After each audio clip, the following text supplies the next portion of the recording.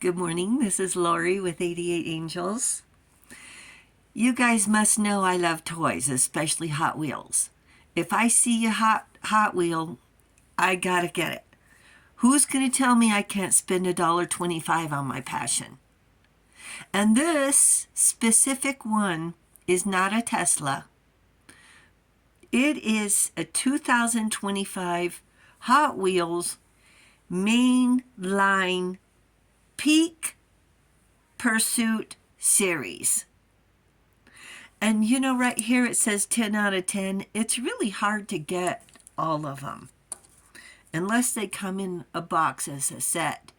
I mean, you could go to stores all over town trying to get 9, 8, 7. I mean, it's almost impossible.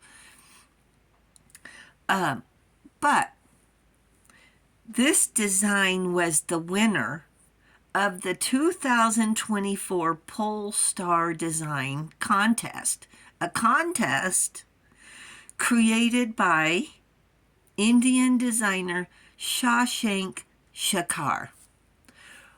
You guys are holding out on the angels. You have these talents to design cars, to enter contests, and what are we doing? We're spending our time placating to do-gooders. Wow. The angels say, ouch. Our guardian angel, Anuel, is watching over us today from January 31st through February 4th, which is today. 2-4, that's counting up. Accumulating abundance. The Six of Swords is today, in between yesterday and tomorrow. It's a balance. Where we've been is what we base on where we want to go. What knowledge we acquire gives us insight on a path we can take. Entering a contest, maybe. The gentle God, perception of unity, protects against accidents, and heals the sick. The Knight of Cups is artistic and desires and is a daydreamer. He's hard to pin down. He's got all these ideas. Lots of projects and finishes nothing. A big talker. Wears his heart on his sleeve. He has a lot of attributes. But is he respectable? Oh, look, this chariot has 3 horses. Willpower, determination, focused intent. This is where I want to be. Determined. With passion. Survival. Where you're going. And going fast. As fast as the horses can go. Horsepower. The angels help us bridge our thoughts between the material and the divine. A conscious communication. What we say to ourselves balanced with what we talk about, what we desire, and reality. And we exist between 2 worlds, the day and the night. A journey between the conscious and unconscious with emotional maturity. And we're vulnerable. We want to fit in. We want to belong. But the chariot controls our path, our focus. We need tires and gas and horsepower. We set out with a bag full of intent. But before we go, we need essentials. Gasoline in the tank, keys. What about a map? How do we get there?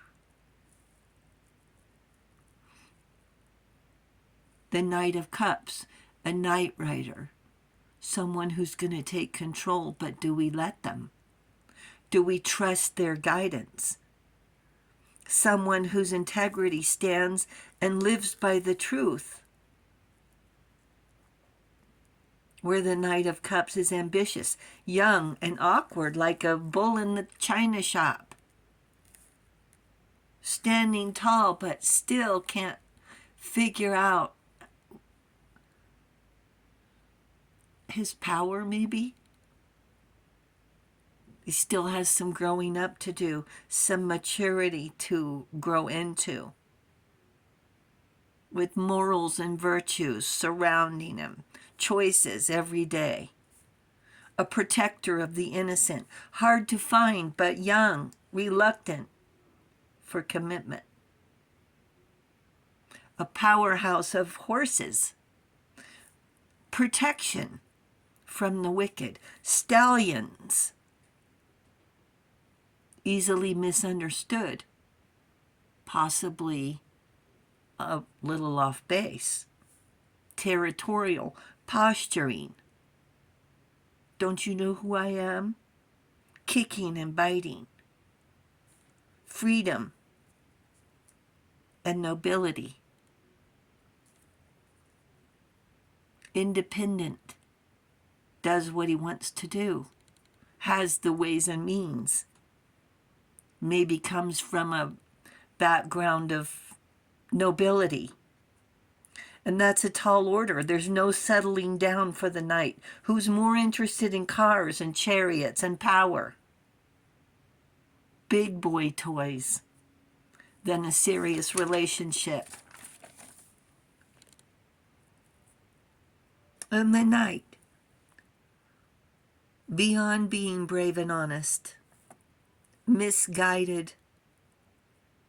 What if he's been taken and exposed and brainwashed into believing radical thinking, or worse, convinced they're falling in love with their captors? And here we are making plans with focus, our whole life ahead of us. And we get involved with these knights.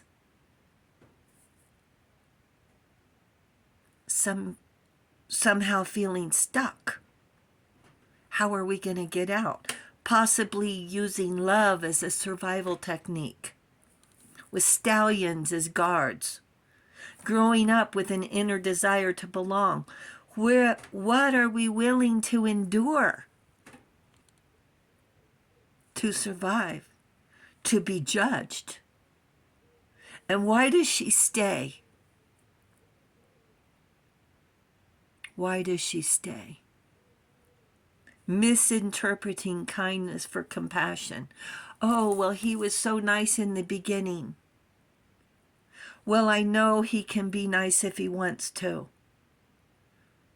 We're making excuses for evil. They pretend to care, and then off comes the mask. And for us, in order to maintain cognitive dissonance, it means balance. It means making sense of what's going on with us. Do we call it love? It's called Stockholm Syndrome. It's a survival technique. So on February 4th, 1974, Patty Hearst was only 19 years old when she was kidnapped from her apartment, claimed by the Symbionese Liberation Army, labeling her a prisoner of war. I don't know if any of you guys remember. It was all over the news. what the news was in 1974. It was all over the news.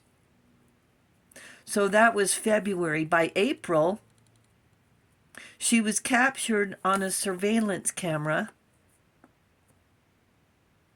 Imagine what the cameras were back in 1974 as opposed to the clarity now. She was captured on camera robbing a San Francisco bank with this group. She was later captured and tried when she said it wasn't what it looked like. It was an illusion. She said, "Don't judge me by this, but because it's not what it seemed." She said she was forced, but still she was convicted. In 2001, she was pardoned 27 years later. Being judged on illusions, acting like, pretending as if, convincing ourselves we're doing the right thing, falling in love with our captors. Oh, but I love him. Is that love? Patty must have had plenty more than 88 angels to survive her ordeal. Before judging on what kind of car someone drives, what their clothes look like, how big their house is, would we really choose to walk in their shoes? And are we jealous of an illusion? Do we want to be house poor to live in a mansion? Do we want to spend all of our income on a car we can't afford? Do we want to spend all this money on material objects rather than do the good deeds that light workers do? Jealous of an illusion. Happiness is not always what it looks like. And the angels say, ouch. You guys are awesome. Thank you so very much for hitting that subscribe button. Thank you so much. The angels say thank you as well. You guys take care. I'll talk to you soon. I love you. Bye.